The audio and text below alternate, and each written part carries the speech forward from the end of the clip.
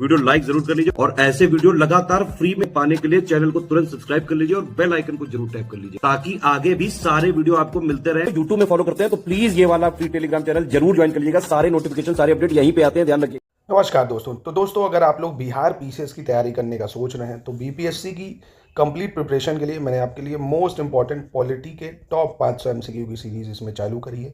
Daily रात को 9 बजे आपको मिलेगी, इसको लगातार आप फॉलो करिए।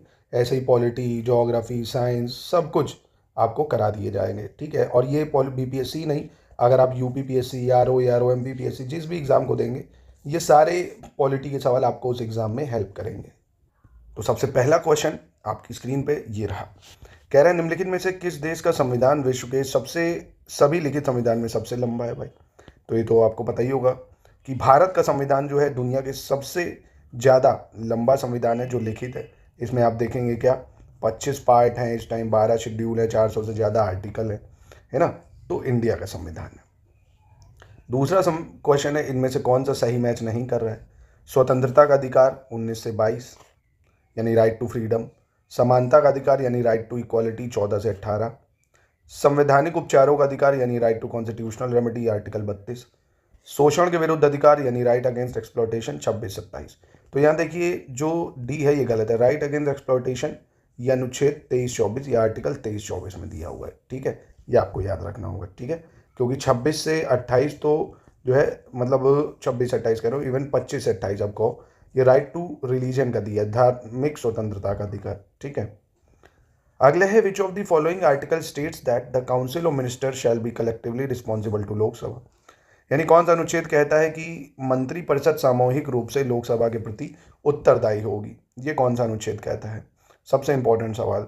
तो ये अनुच्छेद 75 कहता है, बहुत इंपॉर्टेंट आर्टिकल है, कि जो काउंसिल ऑफ मिनिस्टर होगी ये लोकसभा के प्रति, देखिए लोकसभा याद रखना, अगर लिख दे council of minister responsible to parliament तो गलत हो जाएगा, रिस्पॉन्सिबल टू राज्यसभा गलत हो जाएगा। सिर्फ और सिर्फ काउंसिल ऑफ मिनिस्टर जिम्मेदार होती लोकसभा के, ठीक है, क्योंकि लोकसभा जो है इसके मेंबर डायरेक्टली इलेक्ट होके आते हैं।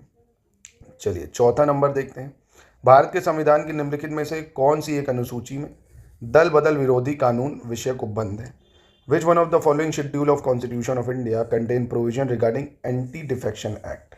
तो देखिए एंटी डिफेक्शन एक्ट हमारे संविधान के कौन से भाग में दिए हुए हैं? ये हमारे संविधान के 10वें भाग में दिए हुए हैं। तो ये और अमेंडमेंट भी याद रख लें, 52 कॉन्स्टिट्यूशन अमेंडमेंट एक्ट 1985 के थ्रू इसको ऐड करा गया था, ठीक है। चलिए आगे हम लोग बढ़ते हैं अपने नेक्स्ट सवाल की तरफ। भारत में संविधान के अंतर्गत निम्नलिखित में से कौन मौलिक कर्तव्य नहीं है? Under the constitution which of the following not a fundamental duty? तो फंडामेंटल ड्यूटी आपको पता है हमारे संविधान में 42 कॉन्स्टिट्यूशन अमेंडमेंट एक्ट 1976 से ऐड करी गई थी। शुरुआत में 10 फंडामेंटल ड्यूटी ऐड करी गई थी, 11वीं ऐड करी गई है। आपका संविधान अमेंडमेंट कौन सा है? 86 कॉन्स्टिट्यूशन अमेंडमेंट याद रखना, 2002 है ना, जिसमें आपको क्या ऐड करा गया था? 6 से 14 साल के बच्चों के लिए अनिवार्य शिक्षा फ्री ऑफ कॉस्ट, है ना। अब इसमें से आपको पहचानना कौन सा नहीं है भाई? देखिए मौलिक कर्तव्य, सार्वजनिक चुनाव में मतदान करना भाई, तो यही शुरुआती गलत हो गई, है ना, ये नहीं है फंडामेंटल ड्यूटी में। हालांकि इलेक्शन में वोट देना ही हमारा जो है अधिकार है, पर ये मौलिक कर्तव्य में नहीं आता है ना। वैज्ञानिक वृत्ति का विकास यानी develop scientific temper, safeguard public property, to abide the constitution and respect its ideas, ये तीनों है। अगला है किस प्रधानमंत्री के कार्यकाल के दौरान भारत को संविधान में 9वीं अनुसूची को पूरा स्थापित किया गया था? The 9th schedule was introduce in the constitution during the prime ministership of. तो कौन थे भाई प्राइम मिनिस्टर जब 9th शेड्यूल को ऐड करा गया था? तो जवाहरलाल नेहरू ने ऐड करा था, जब पहला 9th मतलब फर्स्ट कॉन्स्टिट्यूशन अमेंडमेंट के थ्रू इसको ऐड करा गया था भाई। सबसे पहले इसी को ही बनाया गया था ना, फर्स्ट कॉन्स्टिट्यूशन अमेंडमेंट है 1951 में। लैंड से रिलेटेड जितने कानून थे इसमें डाल दिए गए थे। फिर आता है भारत के उपराष्ट्रपति को पदच्युत करने का संकल्प निम्नलिखित में से किसे प्रस्तावित किया जा सकता है? Where the resolution for the removal of vice president of India can be proposed, है ना। वाइस प्रेसिडेंट ऑफ इंडिया को हटाने के लिए क्या प्रक्रिया है ये आपको बताना है, मतलब कैसे हट सकता है, कहाँ से प्रपोज्ड हो सकता है? तो सिर्फ और सिर्फ राज्यसभा से। क्यों? क्योंकि वाइस प्रेसिडेंट आपको पता होगा जो राज्यसभा है वहाँ का सभापति होता है ना, राज्यसभा का सभापति। तो सिर्फ और सिर्फ राज्यसभा ही से उसको इनिशिएट किया जा सकता है। फिर कह रहा parliament pass administrative tribunal act in which year. संसद ने प्रशासनिक न्यायाधिकरण अधिनियम किस वर्ष पारित किया है? तो इसको पारित किया 1985 में। कब पारित किया है संसद ने? एडमिनिस्ट्रेटिव ट्राइब्यूनल एक्ट 1985 में, ठीक है। Union council of minister is collectively responsible to, अभी बताया, संघीय मंत्री परिषद के मंत्री सामूहिक रूप से किसके प्रति उत्तरदायी होते हैं? तो ये उत्तरदायी होते हैं सिर्फ और सिर्फ लोकसभा के, ठीक है। In the interim government formed in 1946 the vice president of executive council was, जो 1946 में अंतरिम सरकार में कार्यकारी परिषद का उपाध्यक्ष कौन था? तो ये थे जवाहरलाल नेहरू। कौन थे? जवाहरलाल नेहरू। फिर कह रहा है if panchayat is dissolve election are to be held within, अगर पंचायत जो है विघटित हो जाए तो कितने महीने के अंदर चुनाव हो जाने चाहिए? तो ये हो जाने चाहिए 6 महीने के अंदर। पर RO का एग्ज़ाम देखो आप कितना टाइम हो गया है ना, 1.5 साल से ज़्यादा होगा। यूपी में RO का एग्ज़ाम ही नहीं हो पाया। मतलब RO के बिहार PCS भी ले लो, कोई भी, ये सिर्फ चुनाव के लिए लागू है ना। पेपर लीक हो तो ये एग्ज़ाम के लिए नहीं लागू है। अजीब व्यथा है भारत की।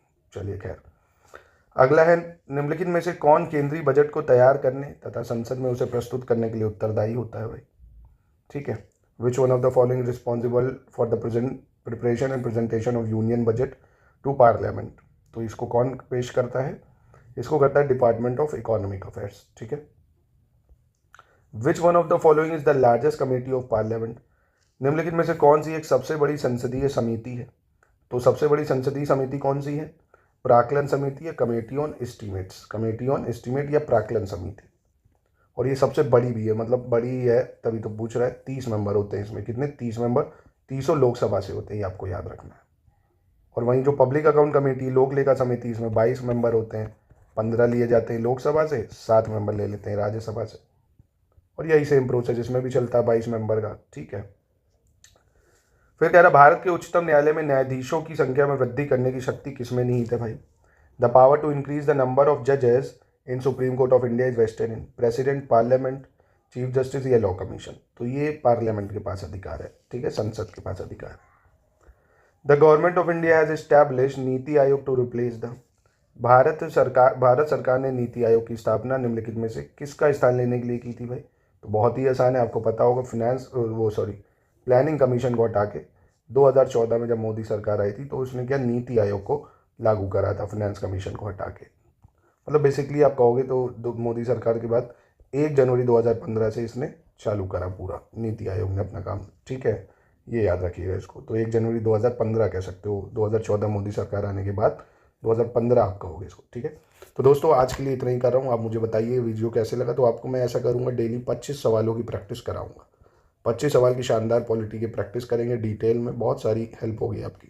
बाकी 71st बिहार PCS की अगर आप तैयारी करना चाहते हैं एकदम शुरुआत से, कैसे आपको पढ़ना है, कितना पढ़ना है, कैसे टेस्ट लगाने हैं, PYQ कितने ज़रूरी है, सब कुछ आपको हम कराएंगे घर बैठे। आंसर राइटिंग भी आप ज्वाइन कर सकते हैं बिहार PCS की 17 BPSC की मेंस प्रिपरेशन जो कर रहा है। तो इन नंबरों पे आप हमको जोड़ सकते हैं।